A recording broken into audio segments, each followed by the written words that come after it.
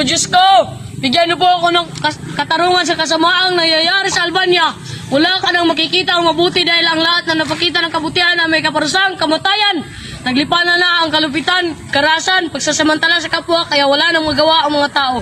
Nagagawan lahat ito ni Kundi Adolfo dahil sa pag-aangadya ng kapangyarihan sa Albania.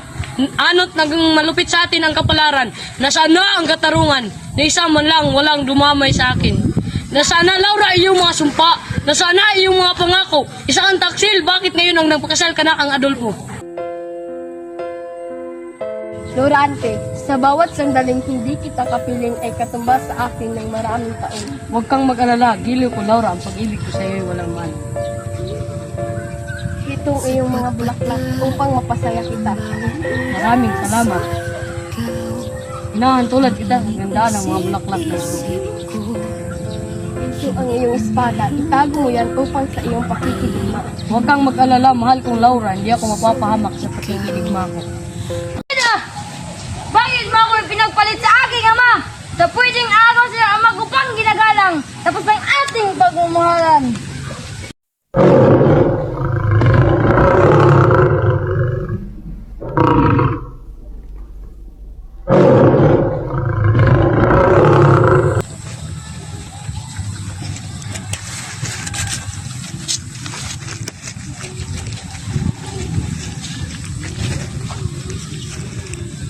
Laura, giliw kong Laura.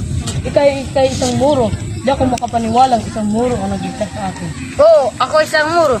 Ngunit ako'y may pusong damdamin din. Huwag kang matakot sa akin, ikay aking alagaan muna. Nakikita ko siyang panamit na ikaw ay taga-Albania at ako may taga-Presiyo. Kahit ang bayan niyo ikaw ay na aming bayan, tuturing pa rin kitang katoto. Maraming salamat sa iyong pagkakaligtas sa akin. Dahil kung di mo ako naligtas, malamang nasa yan ako na mabusog na yun ngayon. Walang naman, sino pa ba ang tulong sa iyo kundi tayo namang parihong sa aming palad? Dito ka muna, kaibigan.